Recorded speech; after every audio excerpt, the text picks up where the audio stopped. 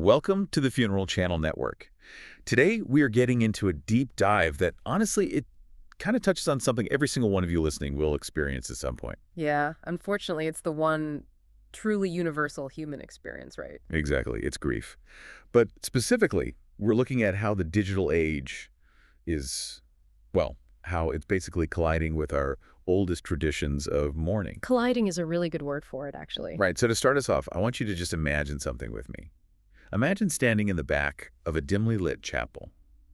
You know that smell, right? Oh, yeah. That very specific mix of like old wood and sharp lilies. Yes, exactly. Peppery lilies and old wood, and you can hear that muffled crying that sort of echoes off the high ceilings. It's a very heavy atmosphere. It's incredibly heavy. Yeah. You feel this collective weight in the room. You're standing shoulder to shoulder with people in dark coats, and you're all just breathing that same air. And you're all intensely focused on the exact same loss. Exactly. For millennia, across basically every continent and culture on Earth, this kind of physical proximity gathering together, that was the only way we knew how to grieve. It's really our most primal tradition, if you think about it. It totally is. When the unimaginable happens, we gather. We use our physical presence to form a sort of barrier against that overwhelming isolation of loss. Right, because grief is inherently isolating. But, and this is what we're getting into today, what happens when the central anchor of human mourning becomes, like, a Wi-Fi connection? Which is a wild concept to even say out loud. It really is. Yeah. Today, we're looking at a document titled Virtual Funerals. Are They Really Meaningful? Along with some really sharp insights from a resource called the Funeral Program Site. And they have some really fascinating perspectives on this shift. They really do. So our mission today is to explore a genuinely tough question. Can a glowing screen, literally the same exact device you use to order takeout or scroll through memes, can it actually hold the profound weight of human grief? It's a heavy question. And we're going to examine how these digital tools are not just acting as like a makeshift replacement for physical gatherings, but potentially expanding the very architecture of how we honor people. Okay, let's unpack this. Because to really grasp it, we have to look at what a traditional funeral actually does. Right, on a functional psychological level. Yeah, like for all of recorded history, a funeral has been a geographical event. By absolute necessity, yeah. The whole point is for a community to basically hit pause on their daily lives, converge on one specific set of GPS coordinates, and offer tangible support. It's highly structured, it's very physical. And because that physical presence has been the default setting for the human brain since the dawn of time, the initial reaction most people have to the phrase virtual funeral is, well, it's a massive wave of cognitive dissonance. Oh, completely. It instinctively feels cold to people. It does. You hear the idea of attending a memorial through a laptop, and your brain immediately categorizes it alongside, like a Tuesday morning Zoom meeting. Right, or watching a random YouTube tutorial. Exactly. We heavily associate screens with distraction or passive consumption or just corporate obligations. Things that are completely divorced from raw, authentic human emotion. So asking the mind to make that leap from a sacred physical space to sitting on your living room sofa with an iPad, it's a jarring transition. It really feels counterintuitive to how we're wired as social mammals. Yeah, because when someone we love is in pain, our biological imperative is to reach out and touch them, to physically hold them. And this is where the source material makes a pretty bold philosophical pivot. Oh yeah, the core argument here is really interesting. The document argues that the meaning of a memorial doesn't actually reside in the geography. Which sounds a bit controversial at first. It does, but they're saying the meaning doesn't live in the stained glass windows or the wooden pews or the cemetery coordinates. Right, the meaning is generated entirely by the connection. Exactly. The assertion is that whether you're sitting in the third row of that chapel or watching a live stream from your kitchen table 4,000 miles away, the emotions are real. The memories you're recalling, the shared intention of honoring that life, those psychological phenomena remain 100% real. Totally. But I have to push back on this a little bit. Okay, let's hear it. Because I think we risk underestimating the power of the room. The physical space itself. Yeah. Think about a traditional funeral, like a heavy iron anchor in the middle of a terrible storm. I like that analogy. When you're grieving, your entire universe is just spinning out of control. Yeah. But that physical room, the undeniable fact that everyone you know put on a dark suit, drove to this building, and is sitting in silence, it acts as an anchor. It holds everyone in one shared reality. Exactly. So my question is, can a fiber optic cable really serve as that same kind of emotional anchor? Doesn't the physical distance naturally dilute that shared reality? Like it turns it into just another piece of digital content. Yeah, You're exactly. identifying the exact tension that makes this so complex. That physical anchor is powerful, there's no denying that at all. But if we pull back the layers on the psychology of connection, we have to isolate where the actual work of grieving takes place. Okay, so where does it take place? The intense emotions of love, of profound sorrow, of sudden absence, those are entirely internal, neurological, and emotional processing. Ah, they happen in the mind and the heart. Exactly. They don't happen in the literal airspace of the chapel. Technology is just evolving the mechanism of how we transmit those internal states. So the physical room is just a container, Right. And what makes that container sacred? It's the shared focus. the intentionality of it. Yes, it's 100 people deciding for this next hour, nothing else in the world matters except honoring this life. Oh, I see what you're saying. So a virtual environment is also a container. Exactly. It's built of pixels instead of bricks, but if the intentionality is identical, the emotional resonance can be just as profound. So the digital space isn't trying to eradicate the physical anchor, Not at all. It's trying to expand the perimeter of that container. to hold people who would have historically been completely shut out. Precisely. I want you, the listener, to think about this in the context of your own life for a second. Think about a time when you had a phone call late at night. Or a video chat with someone far away. Right. Maybe they called to tell you they got engaged, or maybe they called to share a devastating medical diagnosis. We've all had those calls. In that precise moment, hearing their voice crack over the phone speaker, did the fact that they were 3 time zones away make your physical reaction any less real? Did it make the tears any less authentic? Of course not, because emotional proximity and physical proximity are simply not the same thing. That is a crucial distinction. And once we accept that premise that deep human connection can transcend geography, it opens up a really fascinating door, It really does. which brings us to a massive logistical reality that completely changes the conversation: the accessibility imperative. What's fascinating here is how this completely reframes accessibility. How so? Well, we tend to think of live streams as a convenience, right? Like getting your groceries delivered. Right, like an optional perk. But in the context of mourning, accessibility isn't a convenience. It's a fundamental democratization of the grieving process. Democratization. That's a strong word for it. It is, but let's look at the sheer, brutal logistics of a traditional funeral. By their very nature, they demand incredibly fast action. Yeah, a death occurs, and typically within a week, a service is happening. And if you don't live in the same town, attending requires an immediate, massive disruption to your life. The logistics are an absolute nightmare. You have to drop whatever you're doing. You have to beg your boss for bereavement leave. Which isn't always guaranteed, by the way, Oh, or paid. exactly.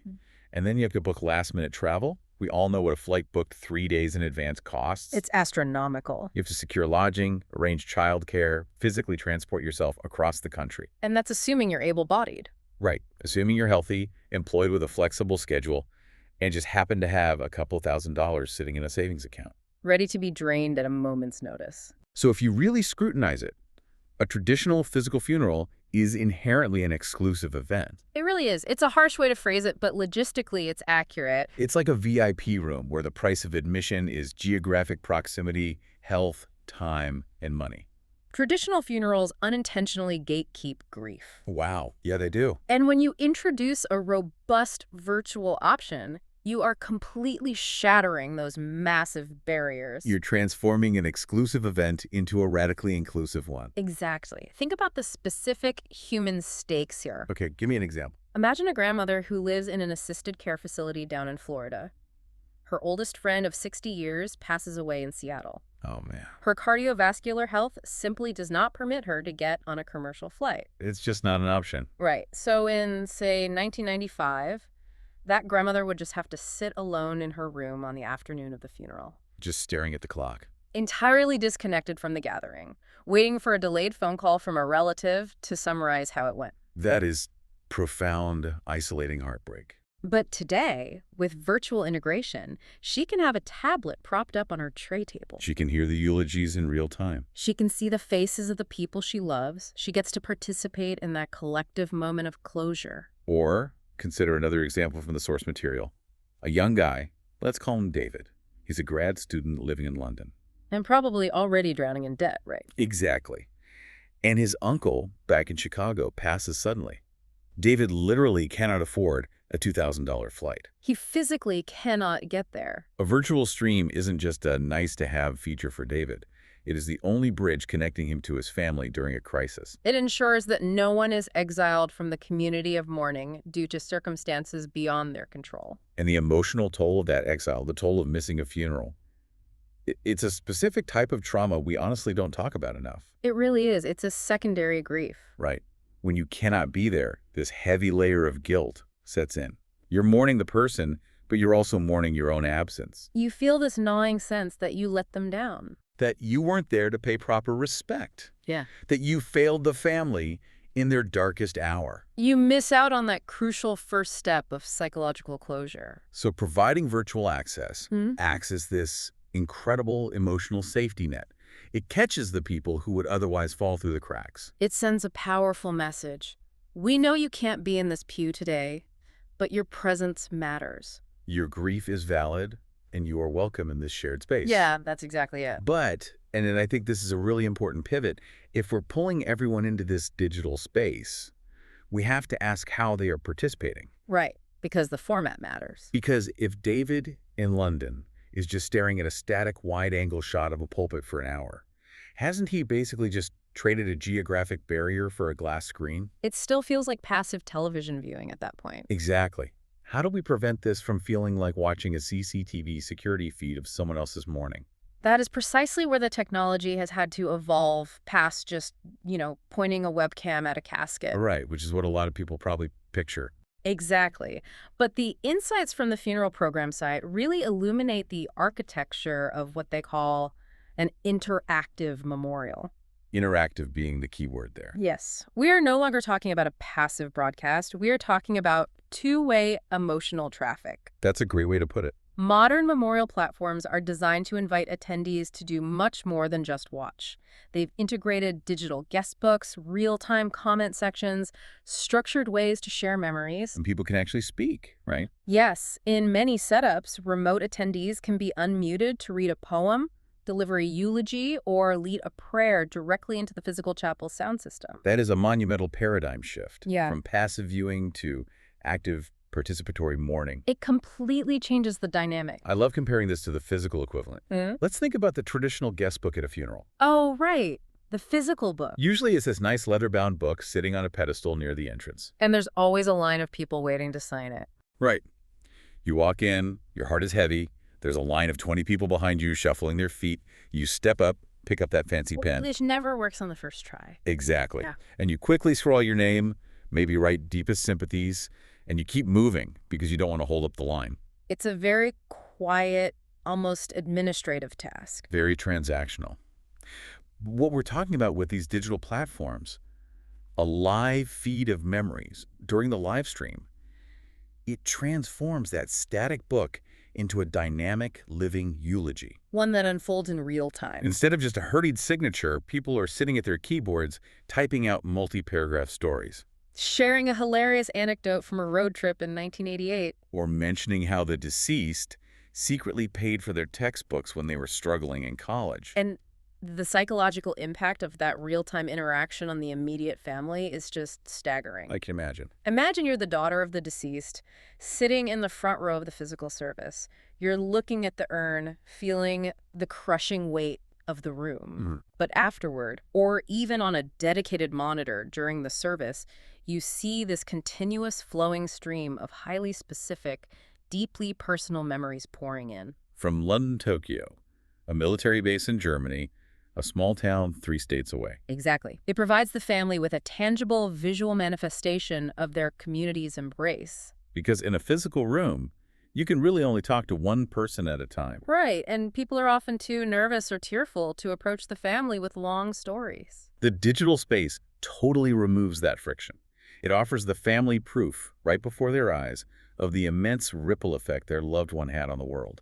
The remote attendees are no longer just an audience. They are co-authors, actively building a digital monument together. And we don't have to stop at just text either. We're talking about utilizing the full spectrum of multimedia. Which opens up a lot of possibilities. I want to push this concept a bit further. When families start incorporating high-definition video tributes, curated photo slideshows, and very specific musical cues. Things that are natively easier to run through a digital platform than trying to hook up a projector in a 100-year-old church. Exactly. Does that change the texture of the service? Like, is there a risk that by overly producing it, it starts to feel slick or like a corporate presentation? It's a very fair critique, and the line between profound and overproduced is pretty thin. Yeah, you don't want it to feel like a TED Talk. Right. It entirely depends on the execution. But when utilized as a genuine tool for storytelling, these elements add immense depth and profound personalization. Okay, give me an example of how it's done right. Let's say the deceased was an avid mountain climber. In a 1990s traditional setting, you might have a couple of poster boards with printed photos curling at the edges, sitting on an easel in the lobby. We've all seen those poster boards. But in a modern, digitally integrated setting, you can seamlessly transition the live stream to a beautifully edited montage of them standing on summits around the world. Set to a piece of music they absolutely adored. Exactly, and broadcast in high definition directly to every single attendee simultaneously. Everyone gets a front row seat to that tribute. The technology allows the family to curate a much more immersive, vivid narrative. It gently takes the focus off the stark, final reality of the death. And refocuses the collective attention on the richness, the vibrancy, and the texture of the life that was actually lived. It's basically like curating a hyper-personalized digital museum exhibit, Yeah. and everyone in the world gets to walk through it together. That's a brilliant way to look at it. But speaking of museums and archiving history, that naturally leads us to a fascinating and somewhat controversial capability of the digital format. Ah, yes, the permanence of it. Right. We've spent a lot of time dissecting the live event, the real-time connection. But virtual funerals offer something that purely physical funerals simply do not. A permanent, accessible record. Exactly. A physical funeral happens exactly once. The words are spoken into the air, and then they exist only in the decaying memory of the people in the room. Which fade over time. But a virtual service is recorded. It's saved. It becomes a file you can open. Whenever you want. And I want to pause here and really examine the psychology of this, because I have a serious question. Okay, lay it on me. Does having a high-definition recording of a funeral risk trapping someone in their grief? That's a very common concern. Right, because if a widow has the ability to literally hit replay on what is undeniably the most painful day of her life, does that stunt her healing? Are we giving people a tool to obsessively revisit their trauma instead of moving forward? Exactly. That's my worry. That is a deeply perceptive question, and it really speaks to how fundamentally our culture misunderstands the timeline of grief. How so? Well, your question sort of assumes that grief is a linear, progressive journey. Right, like step 1, step 2, step 3. Exactly. We have the societal myth that you go to the funeral, you cry, you get closure, and then you march steadily forward into the future, leaving the pain behind you. But we know that's not how it works. Anyone who has lost someone close knows that grief is not a straight line. It is circular. It's an ocean with totally unpredictable tides. Yes. Preserving these moments digitally doesn't trap people. It actually provides a vital scaffolding for that unpredictable process. Okay, I'm intrigued. Walk me through the neurology of that. To understand why, we have to look at the mourner on the actual day of the funeral. The immediate family is almost always operating in a state of profound shock. They're numb. The trauma of the loss, compounded by the logistical stress of hosting 100 people, the sleep deprivation, the sheer adrenaline, it creates a massive cognitive fog. The brain is just trying to survive the next 10 minutes. Exactly. Ask any parent who has buried a child or any spouse who has buried a partner.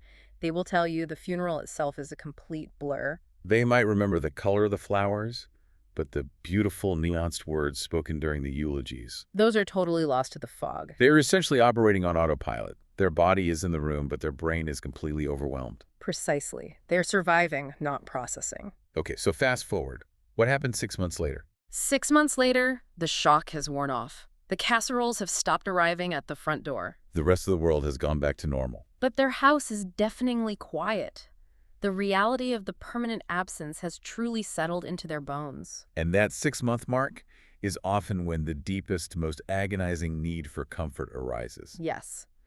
Having an archive recording means that on a random, quiet Tuesday, when they feel like they are drowning in the absence, they can open that file. They can hit play. And this time, completely removed from the shock, the exhaustion, and the social pressure of the actual day, they can finally hear the eulogies. They can read through the hundreds of messages in the digital guest book. They can slowly, intentionally absorb the stories and the outpouring of love that they simply did not have the cognitive bandwidth to process on day one. So it doesn't trap them in the trauma of the death. No, it gives them a permanent key to access the immense community support that was generated on that day, Allowing them to refill their emotional reserves whenever they need it most. That's exactly what the archive does. That is an incredibly powerful reframing. We aren't archiving the death.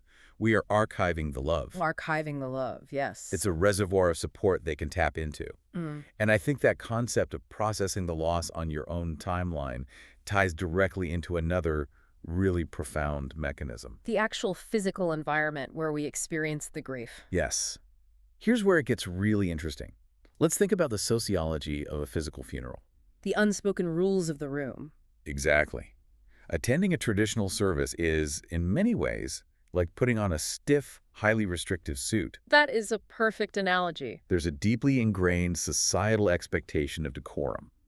Even though everyone in the building knows you are devastated, there's immense unspoken pressure to hold it together in public. You're hyper aware of the people sitting next to you. You're worried about crying too loudly, or your face contorting, or just making a scene. Or worse, you end up expending your own precious emotional energy trying to comfort the person beside you who is falling apart. Which happens all the time. Yeah. It becomes a highly public performance of stoicism. Exhausting. But attending virtually, from the safety and seclusion of your own home, it is the emotional equivalent of taking that stiff suit off. You can wear sweatpants. You can curl up on your sofa with a blanket that smells like the person you lost. And most importantly, if you need to wail, If you need to sob until you literally can't breathe. if you need to pause the screen and walk out into the backyard because the pain is just too sharp. You could just do it. Yeah. You can experience the raw, unfiltered blast of your own emotions without an audience monitoring your reaction. I would argue that is one of the most vital insights in this entire evolution of mourning. Really? Yes,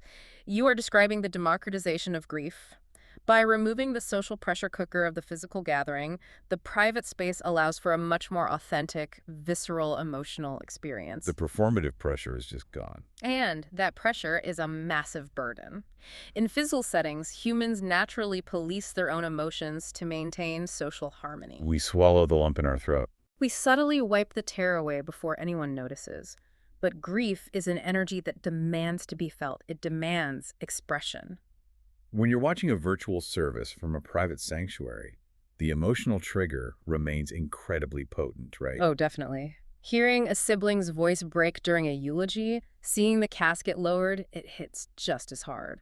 But the safety of the environment gives you permission to completely surrender to those emotions. Exactly. For many people, especially introverts, neurodivergent individuals, or just anyone who processes trauma internally, this private, controlled environment is vastly superior for their mental health. It allows them to confront the devastating reality of the loss without the exhausting secondary task of managing other people's comfort. Which is huge. It's a profound realization. We're essentially saying that, paradoxically, physical distance can sometimes allow for greater emotional intimacy with your own feelings. You don't have to manage the room, you only have to manage your heart. That's beautifully said. But as much as we are exploring the profound benefits, the inclusivity, the archives, the private spaces, we have to maintain a balanced perspective here. Right, we can't ignore the flaws. The source material doesn't view this through rose-colored glasses. There are very real, very tangible challenges to moving our most sacred rituals into the digital realm. We have to address the elephant in the room. The digital disconnect. Yeah, the tech failures. We've all experienced the visceral frustration of technology failing. A screen freezes mid-sentence. The audio drops out and someone sounds like a synthesized robot. Or someone forgets to mute their microphone and you just hear their dog barking in the background. If that happens during a weekly marketing sync, it's annoying. But if the screen freezes right as a daughter is sharing the final words her father ever spoke to her, That is devastating. it feels almost violent. It feels like a desecration of a sacred moment. So how do we reconcile this incredible inclusivity with the terrifying risk of digital disaster? If we connect this to the bigger picture, we have to acknowledge a fundamental truth about human gatherings. Which The is? intimacy of any funeral, whether it's held in a grand cathedral or over a Zoom link, is incredibly fragile. It's a highly delicate atmosphere. Exactly. A dropped Wi-Fi signal or a distorted microphone can absolutely shatter the solemnity of a moment It violently yanks you out of your emotional processing. and thrusts you into a state of technological panic and frustration. That is a completely valid fear. Absolutely. However, we also suffer from a bit of selective memory regarding physical spaces. Oh, that's true. Physical funerals are absolutely not immune to disruptions. Like a baby screaming in the back of the chapel during a silent prayer. Or an ambulance siren blaring right outside the stained glass window. Or someone's cell phone ringing at maximum volume in the second pew. We've all been there. These physical disruptions happen constantly, and they also shatter the intimacy. So why do the tech failures feel so much worse? The key difference is cultural conditioning.